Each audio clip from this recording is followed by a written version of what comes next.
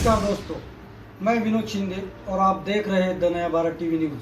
स्वधर्म संदेश देश की बात आपके साथ। आज हम बात करेंगे अपने देश में चल रही व्यवस्था और उसके महत्वपूर्ण बिंदुओं पर। तो चलिए शुरू करते हैं। किसी भी देश में व्यवस्था उस समय तक उचित ढंग से काम करती है जब तक कि जनता लोकतांत्रिक तरीके से अनुशासित संगठित आचरणों को समझते हुए प्रभावकारी नियंत्रण नहीं करती। जागरूकता का मतलब यह नहीं होता है कि हम अपने स्वार्थ के लिए संगठित हो जाए। जागरूकता सामाजिक संदर्भ में जब व्यक्ति अपने निजी स्वार्थ का परित्याग कर सभी के हितों के लिए सोचने लगेगा, तभी जागरूकता का सामाजिक संदर्भ और उद्देश्य को ताकत दिया जा सकता है।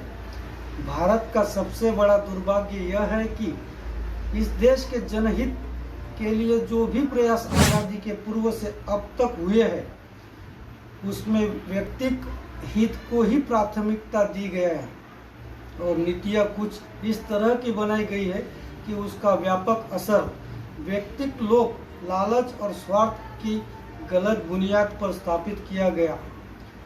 जिस देश में सर्वभवन्तु सुखिनः सर्व सन्तु निरामया की विचारधारा को सामाजिक संदर्भ का प्रमुख विचार माना गया था, आज उसी देश में हर इंसान अपनी आवश्यकता के अनुसार अपनी सोच को सीमित कर लिया है। यही सोच सबसे बड़ी समस्या बन गई है सामाजिक संदर्भ के लिए, जिसके कारण देश हित और सामाजिक हित ज़्यादा प्रभावित हुआ है। सरकार को गाली देना आसान हो सकता है, दूसरों में कमियां देखना आम लोगों की सोच हो सकती है, पर सच्चाई यही है कि हम दूसरों को सुधारने में लगे हैं, इसलिए हम अपनी सुधार नहीं करते, दूसरे को सुधारने और समझने में लगे हैं। और एक बात सच है कि जब तक हम खुद को नहीं बदल सकते, तब तक दुनिया में बदलाव की आशा करना संभव नहीं है।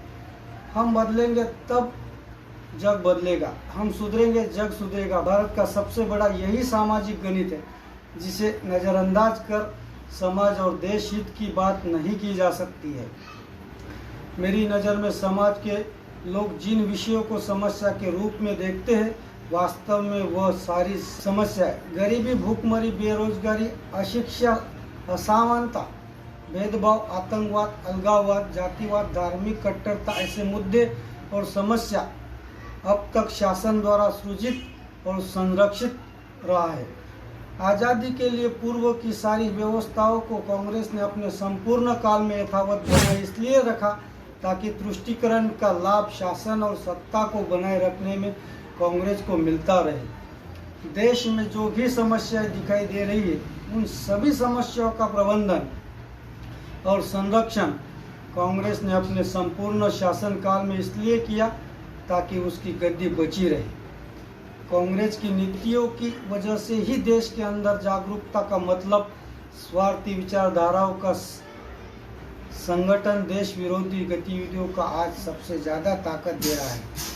बड़ी चतुराई से देश की बड़ी आबादी को करीबन 65 वर्षों से सिर्फ रोटी के लिए सोचने तक सीमित रखा गया। पेट के लिए सोचने वाला व्यक्ति किसी भी व्यवस्था में निष्पक्ष सामाजिक संदर्भ को नहीं समझ पाता है, उसे सिर्फ अपने स्वार्थ की चिंता लगी रहती है। यही वजह है कि भारतीय समाज आज़ादी के 75 वर्षों में ज़्यादा स्वार्थी, अवसरवादी, लोभी बन गया है।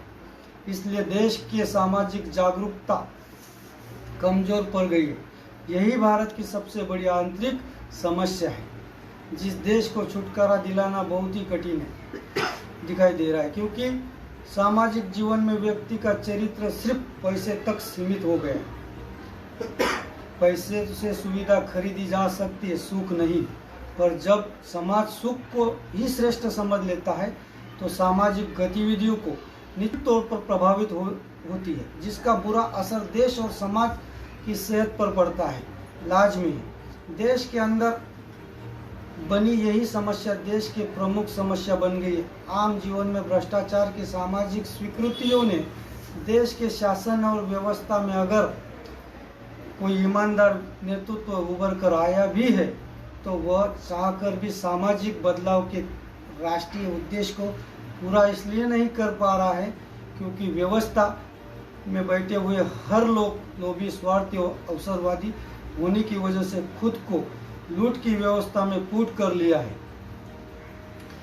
इस चल रही व्यवस्था को तोड़ने का एकमात्र रास्ता है कि राजीव दीक्षित द्वारा बनाए हुए कार्यक्रमों को सामाजिक आंदोलन का संदर्भ बनाया जाए और स्वदेशी आंदोलन के बल पर ग्राम स्वराज की व्यवस्था को ताकत देने वाले लोग जब देश के शासन और व्यवस्था को चलाने के लिए सामाजिक स्वीकृति के रूप में नेतृत्व बनेंगे, तभी जाकर स्वराज आ सकता है।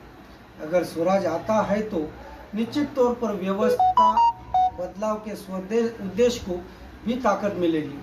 सामाजिक जागरण के लिए राजीव दीक्षित ने स्वदेशी, स्वावलंबन और स्वराज के 3 अस्त्र के आधार पर भारत के निर्माण की संपूर्ण योजना को देश की चिंता करने वाले लोगों के लिए बहुत ही स्पष्ट, व्यवस्थित ढंग से प्रस्तुत किया है।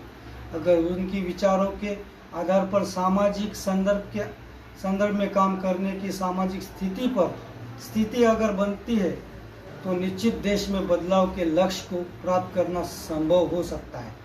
आज के लिए इतना ही, मिलते अगले वीडियो में। जय हिंद, जय भारत। चैनल को सब्सक्राइब जरूर करें।